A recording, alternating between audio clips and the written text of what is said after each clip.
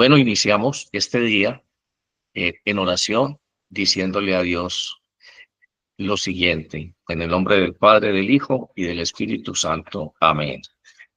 Omnipotente y misericordioso, hemos dado vidas. Hemos seguido demasiado los designios y deseos de nuestro propio corazón, tus santas leyes.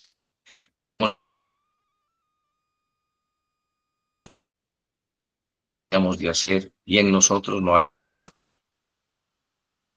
hay pecadores y que confiesan sus culpas. Restaura a los que se arrepienten según las promesas declaradas al género humano en Jesucristo nuestro Señor, y concédenos, oh Padre misericordioso, por tu amor, que de aquí en adelante vivamos una vida sobria, santa y justa, para gloria de tu santo nombre. Amén. Padre nuestro que estás en el cielo, santificado es tu nombre. Venga a nosotros tu reino, hágase, Señor, tu voluntad en la tierra y en el cielo. Danos hoy el pan de cada día y perdona nuestras ofensas, como perdonamos también a quien nos ofende, y no nos permitas caer en la tentación y líbranos del maligno. Amén. Bueno, hermanos, hoy tengo un tema que quiero tratar con ustedes, y he puesto el tema de la reflexión de hoy, lo he llamado eh, transformando nuestra fe. Transformando nuestra fe, una tarea que debemos hacer diario, todos aquellos que somos cristianos. Vamos a iniciar este devocional con una reflexión rápida acerca de cuál es nuestra dificultad permanente en materia de fe. El tema con nosotros es la razón humana. Siempre la teología se ha ocupado de establecer un puente entre la fe y la razón. Tenemos la tendencia de creer solamente lo que vemos, de aceptar como verdadero solamente lo que podemos comprobar razonablemente, y esto raya con la propuesta de una vida espiritual. Esto raya con nuestra relación con Dios, con un Dios al que no vemos, con un Dios al que no podemos tocar y no podemos entender muchas veces. Y básicamente de eso es de lo que vamos a hablar hoy un poquito. Transformando nuestra fe a partir de esas premisas, a partir de esa dificultad que tenemos nosotros de encontrar en la razón y en la lógica la mayor dificultad para creer en Dios, para aceptar a Dios.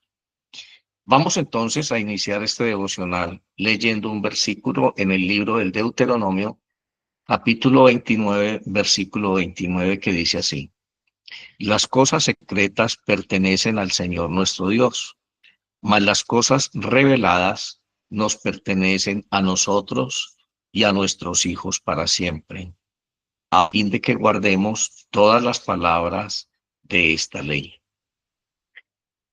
Moisés está hablando al pueblo de Dios y les está diciendo acerca de la ley que él recibió en el monte del Sinaí, y que ya en los postreros días de la vida de Moisés, está recordándole al pueblo y le está diciendo un resumen concreto del propósito de Dios a través de esto, y les está diciendo: mire, no todo está revelado. Las cosas secretas, lo que no esté escrito en este libro, pertenecen a Dios. Pero lo que está escrito en este libro son para usted, para sus hijos y su descendencia para siempre.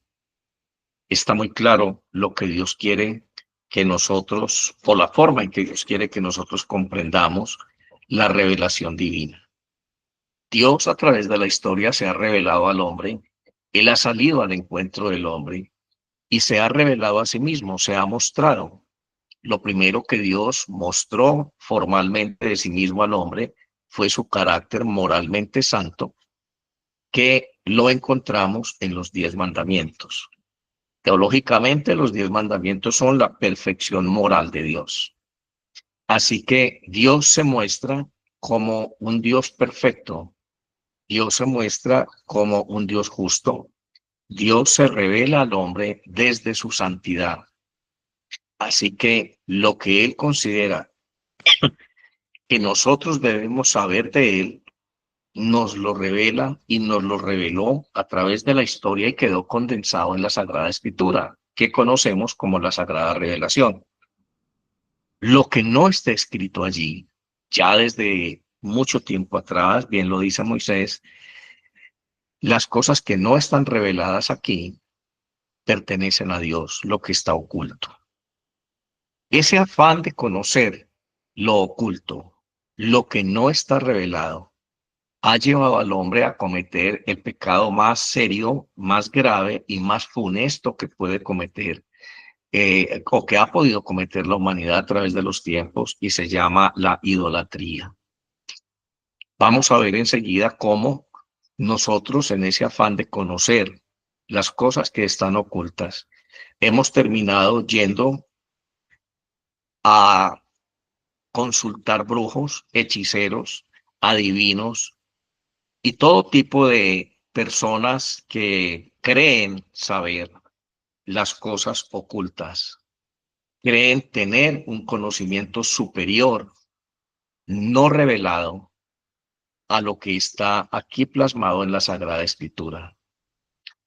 Ellos parten de una supuesta revelación o verdad revelada que les hace concluir ciertas cosas acerca de los seres humanos. Estamos hablando de la carta astral, estamos hablando de la numerología, de la astrología, de la angeología. Según ellos hay más de 100, 120 nombres de ángeles revelados cuando la escritura no nos habla sino de 4.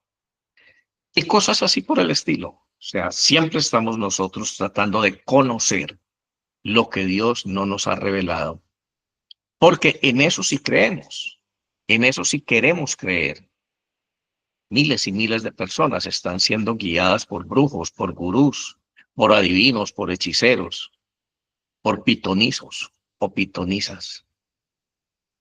Vamos hoy a mirar un poquito acerca de esto. Y ya iniciamos entonces leyendo este versículo que Moisés, en este versículo, perdón, lo que Moisés le dice al pueblo de Dios. Miremos entonces lo que Jesús habló en algún momento respecto a lo que Dios conoce. Vamos a leer entonces en el Evangelio de Mateo, en el capítulo 24, versículos 32 en adelante, hasta el 36.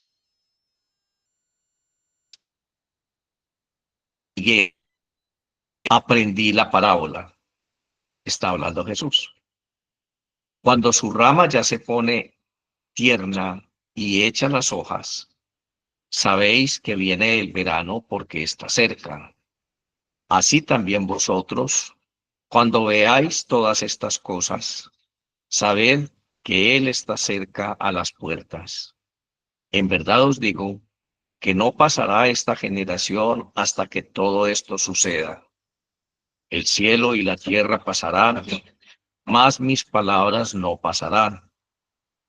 Pero de aquel día y hora nadie sabe, ni siquiera los ángeles del cielo, ni el Hijo, sino solamente el Padre. Está diciendo Jesús un discurso, está concluyendo, perdón, Jesús un discurso acerca del fin. Y está narrando la manera en que las cosas van a empezar a tornarse y lo que va a acontecer antes del final de los tiempos. Así que él dice, aprendan de la higuera. Cuando la higuera, las ramas de la higuera empiezan ya a brotar sus hojas, es porque está cerca el verano. Recuerden que ya hemos hablado acerca de que la higuera es o fue para los judíos y sigue siendo un árbol frondoso donde los judíos encontraban refugio al calor del día, al calor abrasador del día, en aquella región desértica tan inhóspita eh, en la que ellos vivían. Así que Jesús nos está diciendo que todas estas cosas que él acaba de anunciar van a suceder antes de la segunda venida de él. Pero el día y la hora en que esto sucederá, nadie lo sabe, ni siquiera los ángeles del cielo, ni siquiera el Hijo, o sea, él, lo sabe. Quiere decir esto, que hay un nivel de conocimiento, hay un nivel de sabiduría, el propósito eterno de Dios solamente lo conoce el Padre, lo conoce Dios. Saber nosotros que solo el Padre conoce estas cosas que no han sido reveladas y que según Moisés no nos es permitido escudriñar en ellas, nosotros debemos de aceptar esta enseñanza bíblica fundamental para nosotros, como lo vamos a ver enseguida. Día y hora no lo conocemos de la segunda venida, según las palabras de Jesús. La Biblia nos muestra y nos enseña que la identidad plena del Hijo la conoce el Padre. Cuando leemos Mateo 11:27, estamos frente a un discurso que nos presenta un conocimiento único y exclusivo entre el Padre y el Hijo.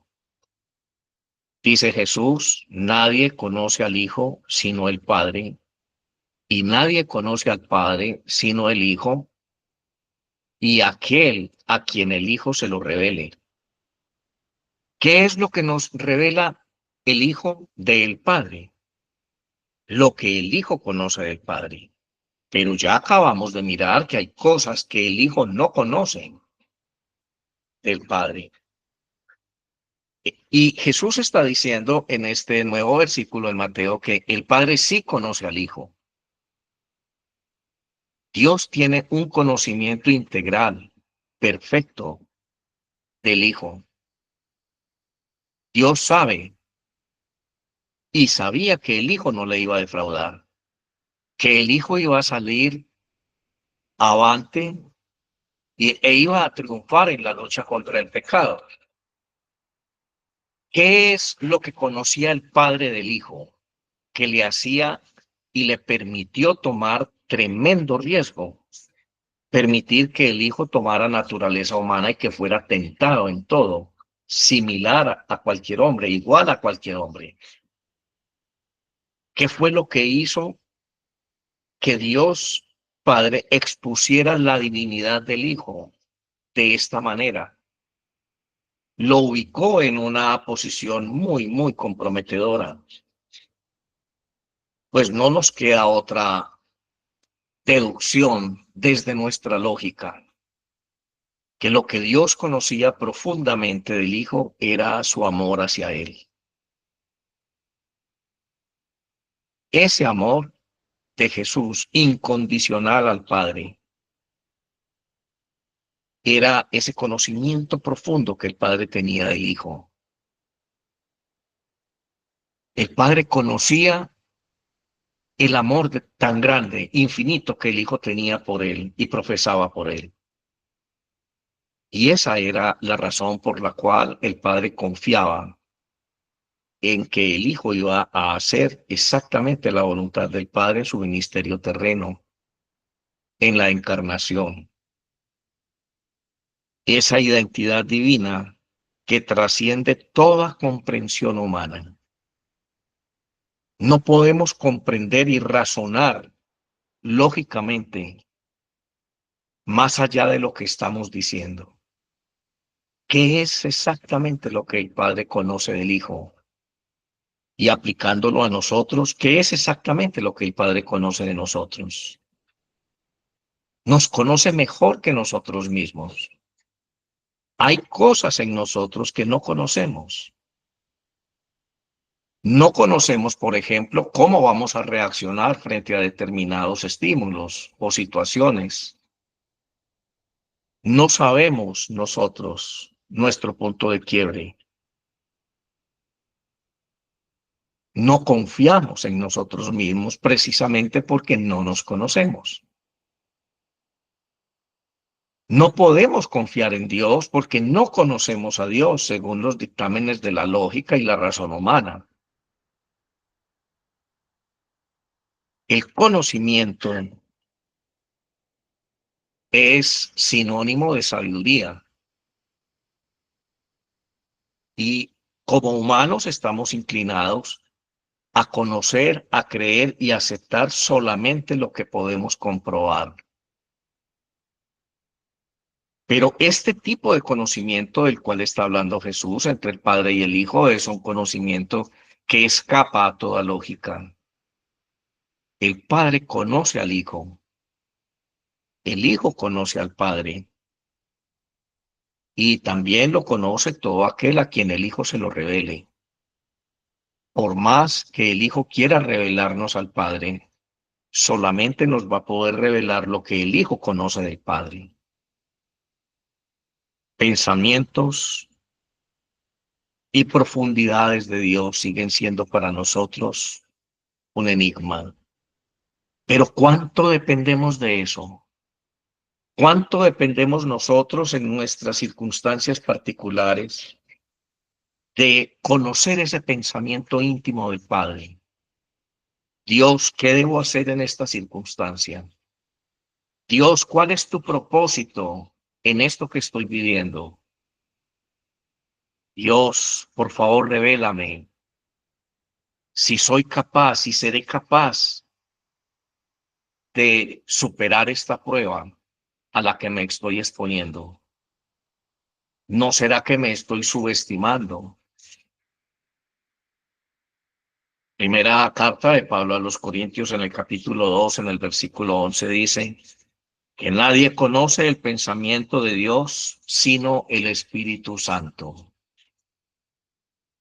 Nadie conoce el pensamiento de Dios sino el Espíritu Santo. Sin embargo, dice San Pablo, aunque el Espíritu Santo escudriña o investiga o llega a todo tipo de conocimiento, el conocimiento sigue permaneciendo en el Padre. Vamos a comprender esto con más profundidad. El Espíritu Santo escudriña, se puede introducir en lo más profundo del Padre y puede conocer el deseo, el pensamiento, la voluntad del Padre respecto a algo en especial. Sin embargo, ese conocimiento y esa voluntad divina, esa soberanía divina, sigue permaneciendo en el Padre. Ahí entonces es cuando nosotros encontramos la lógica de la oración. Jesús, antes de partir, nos dijo, yo me voy y detrás de mí voy a enviar a alguien, a un vicario, que se va a quedar con ustedes hasta el fin de los tiempos. Él les va a recordar las cosas que yo dije, que yo les he enseñado, les va a ayudar a hacer las cosas que yo hice y aún cosas mayores. El Espíritu Santo. Bueno, somos hijos de Dios, adoptados por haber creído en el misterio de Cristo. Sin embargo, no tenemos todo el conocimiento. Aunque San Pablo nos invita a tener la mente de Cristo, todavía nos hace falta mucho recorrido para pensar como Cristo, actuar como Cristo y ser como Cristo. Nos llamamos cristianos por fe, pero estamos en un proceso de formación, de fusión con la persona de Cristo. El verdadero sentido de la vida cristiana entonces es llegar a ser uno solo con Cristo Jesús. Y en la medida que lo logramos, nosotros le damos un nuevo sentido a nuestra existencia en este mundo. Así que nos vamos convirtiendo poco a poco en la extensión del ministerio de Cristo. De nuestro corazón, decíamos ayer, van a brotar ríos de agua viva. Vamos a tener palabra de sabiduría para muchas personas. Vamos a poder orar con poder por ellos. Tenemos la posibilidad y la autoridad espiritual de extender nuestra mano y sacar un alma del infierno que está prisionera por el pecado en las garras de Satanás. Tenemos palabras de sabiduría. Podemos decirle a quienes estén engañados por la brujería, por la hechicería, por el ocultismo, que esa no es la verdad. Podemos llevar consuelo al corazón de los oprimidos, pero no tenemos el conocimiento pleno de Dios. Para cada circunstancia tenemos un aliado, este aliado que Cristo Jesús dejó en la iglesia.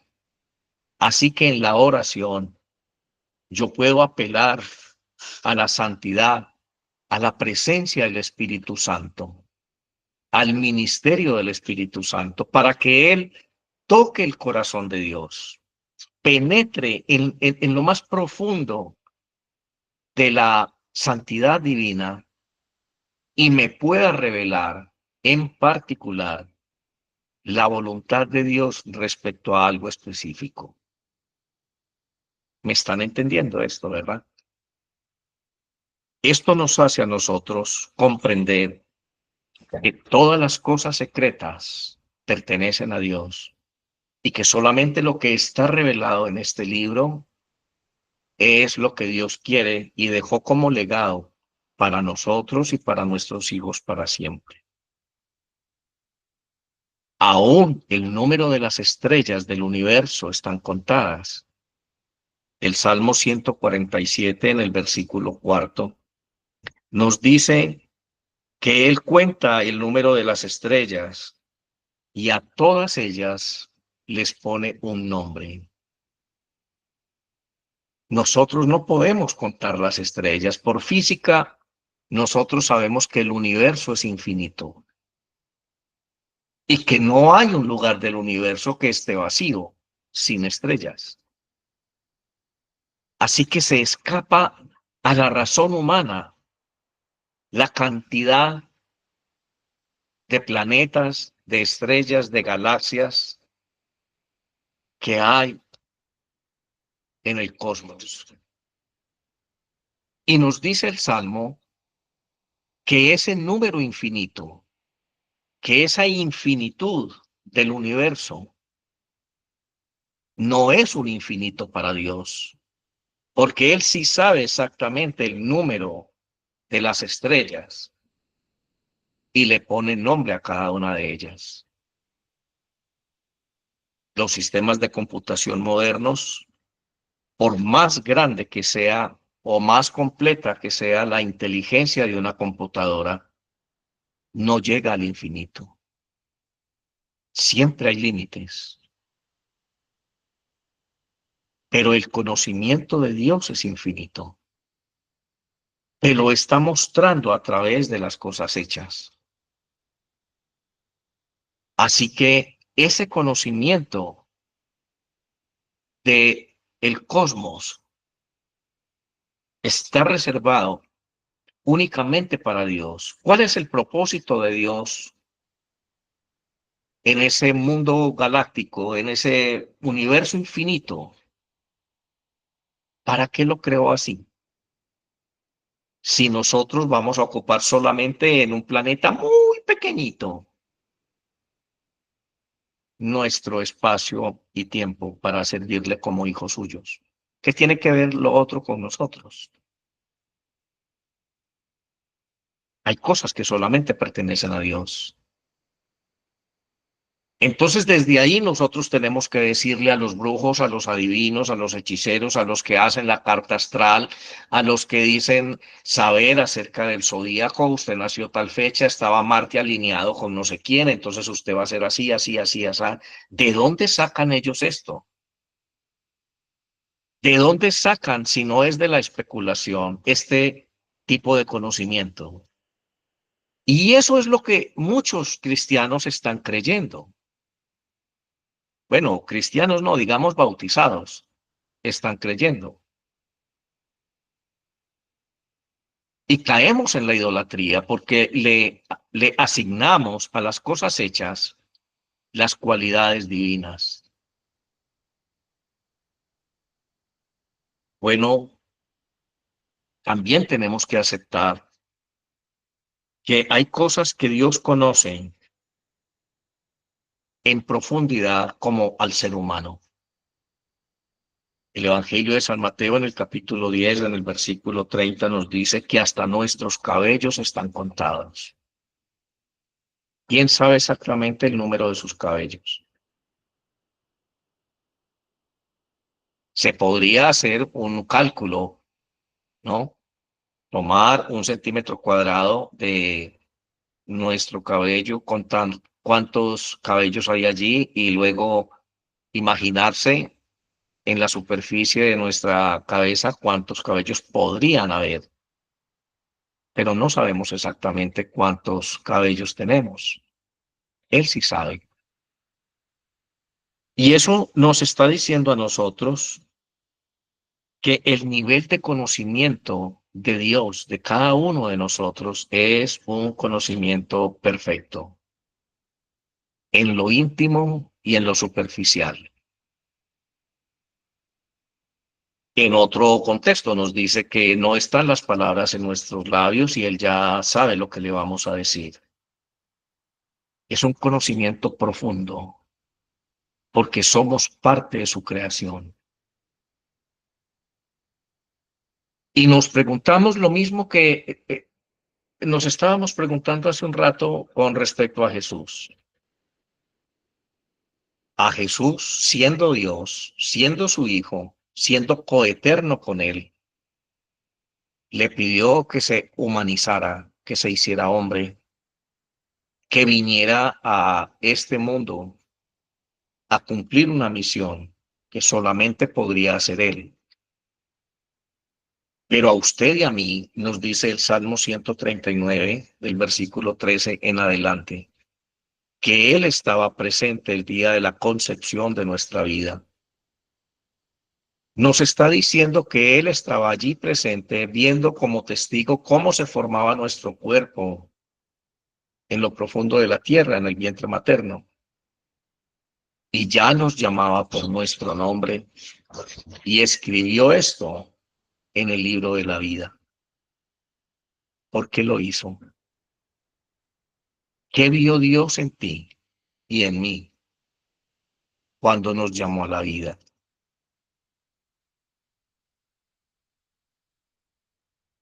Somos materia y no terminamos siendo un planeta, no terminamos siendo un elemento químico que no se ve en el aire, ¿no? Somos personas y como si fuera poco, somos hijos de Dios. Llevamos su imagen y su semejanza. Y parece ser que esto no nos dice nada 21 siglos después de la muerte de Cristo. Construimos una teología, una relación con Dios a partir de una antropología equivocada.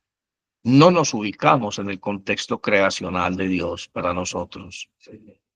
Y cuando yo leo este versículo de Mateo 10, en el versículo 30, yo sí me pregunto quién soy yo realmente.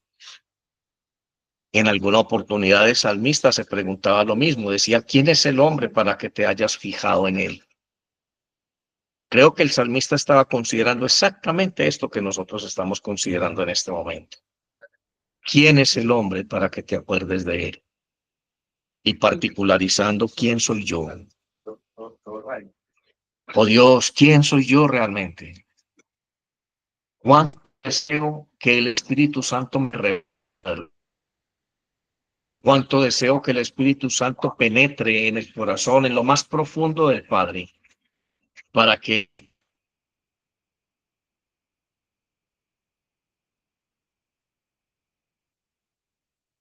es importante para nosotros tener una identidad a través de la cual nos relacionamos con Dios? Cristo Jesús tenía una identidad y eso le permitió relacionarse con su Padre. Pero usted y yo nos cuesta trabajo, hermano, relacionarnos con Dios porque no nos conocemos, porque vivimos en una permanente crisis de identidad espiritual. Y cuando nosotros tenemos ese vacío intelectual, que ese afán de conocerlo todo para poder creer algo que supuestamente nos puede, y aparte tenemos también esta inseguridad espiritual. Entonces nosotros tenemos un problema muy serio y es que somos víctimas de nuestra propia naturaleza, que no está conectada con Dios, porque tenemos un origen divino y no estamos completos hasta tanto no estemos en conexión permanente con Dios. Es nuestro cuadro creacional. Salta es de no ser comprendidos, esa sensación de no saber hacia dónde vamos. Entonces nos deprimimos y nos rebelamos en contra de Dios. Le decimos a Dios, ¿qué quieres tú de mí? Yo soy una persona buena. Nos cubrimos con nuestra propia justicia y terminamos sirviendo a quien no queremos servir, porque ninguno de nosotros quiere ser esclavo de Satanás.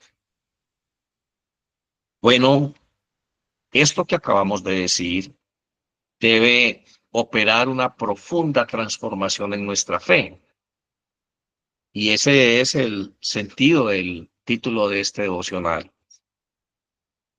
Debemos tener una confianza en la soberanía divina, basada en el amor. Sabemos que Dios nos ama, que no existíamos, sino primero en el corazón del Padre y luego fuimos llamados a esta realidad de vida, a esta dimensión de la vida. Que Dios nos hizo y nos puso un nombre propio y escribió nuestro nombre en el libro de la vida, con un propósito. Entonces, necesitamos nosotros comprender que ese amor de Dios es infinito y que es algo que no podemos dimensionar, que la misma escritura nos está diciendo a nosotros que nada ni nadie nos va a separar del amor de Dios. Nada nos puede separar del amor de Dios, ni siquiera nuestra lógica, ni siquiera nuestras dudas. Así que confiando en eso, nosotros podemos superar toda desesperanza, todo desánimo, toda duda. Podemos llenarnos de valor y de humildad suficiente para ponernos en nuestras rodillas y decirle al Espíritu Santo, oh Santo Espíritu, por favor toca el corazón del Padre y revélame su en esta situación. Sé que Él me ama, sé que en Él no hay maldad, sé que su amor para mí es perfecto. El imperfecto soy yo.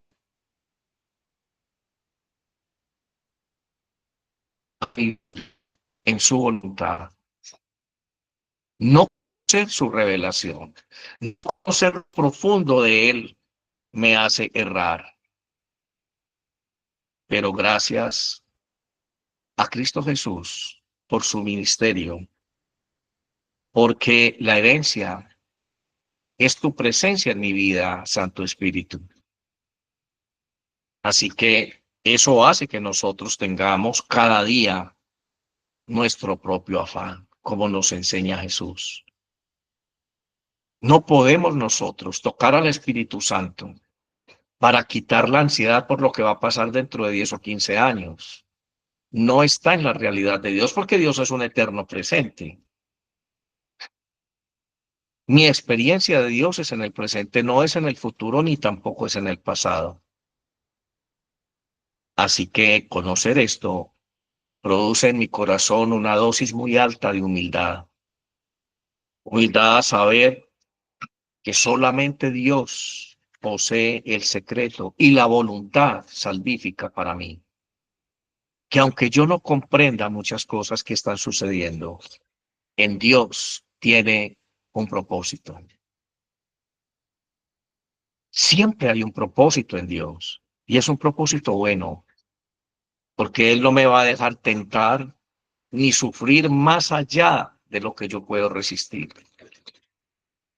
Él nunca hubiera permitido que Jesús fuese flagelado si Él no hubiera estado convencido de que lo podía resistir. Es un amor perfecto.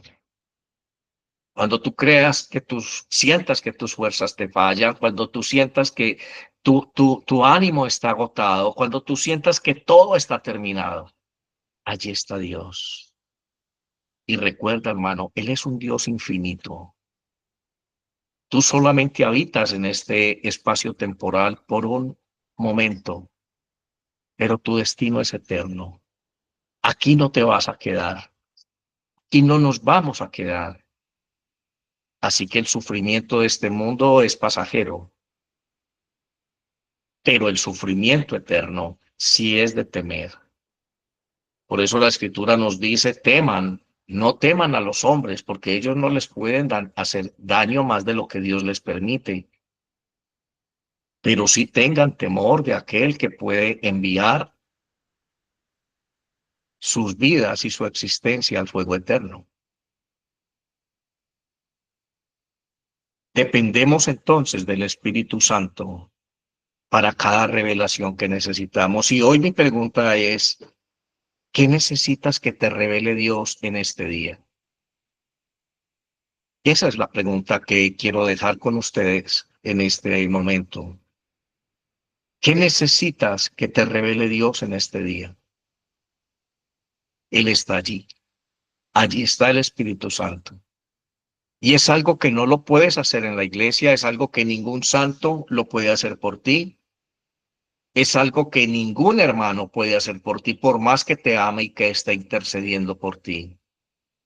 Es algo que solamente tú puedes hacer conectando con el Espíritu Santo de Dios. Así que nos invita el apóstol Pablo a tener una vida de oración, de escucha y de discernimiento permanente. Y con esto quiero terminar este devocional de este día, hablando acerca de lo que Pablo le escribe a los corintios. Permítanme, me ubico en el texto, lo tenía separado, pero por alguna razón lo borré. Es primera carta a los Corintios, capítulo 2, versículo 10 en adelante. Lo voy a leer para todos y con esto terminamos. Dice Pablo, pero Dios está hablando en el versículo 9 lo siguiente, cosas que ojo no vio, ni oído escuchó, ni han entrado al corazón del hombre, son las cosas que Dios ha preparado para los que le aman. Esas son las cosas que están en lo oculto y que nadie conoce. Cosas que ojo no vio, ni oído escuchó, ni han entrado en el corazón del hombre, son las que Dios tiene preparado para los que le aman. Y continúa ahí en el versículo 10, pero Dios no las reveló por medio del Espíritu Santo, Porque el Espíritu todo lo escudriña, aún las profundidades de Dios. Porque entre los hombres, ¿quién conoce los pensamientos de un hombre sino el Espíritu del hombre que está en él? Asimismo, nadie conoce los pensamientos de Dios sino el Espíritu de Dios. Y nosotros hemos recibido no el espíritu de este mundo, sino el espíritu que viene de Dios, para que conozcamos lo que Dios nos ha dado gratuitamente, de lo cual también hablamos, no con palabras enseñadas por sabiduría humana, sino con palabras enseñadas por el Espíritu, combinando pensamientos espirituales con palabras espirituales. Pero el hombre natural no acepta estas cosas del Espíritu de Dios porque para él son necedad y no las puede entender porque se disciernen solo espiritualmente. En cambio, el que es espiritual juzga todas las cosas, pero él no es juzgado por nadie. Porque ¿quién ha conocido la mente del Señor para que la instruya?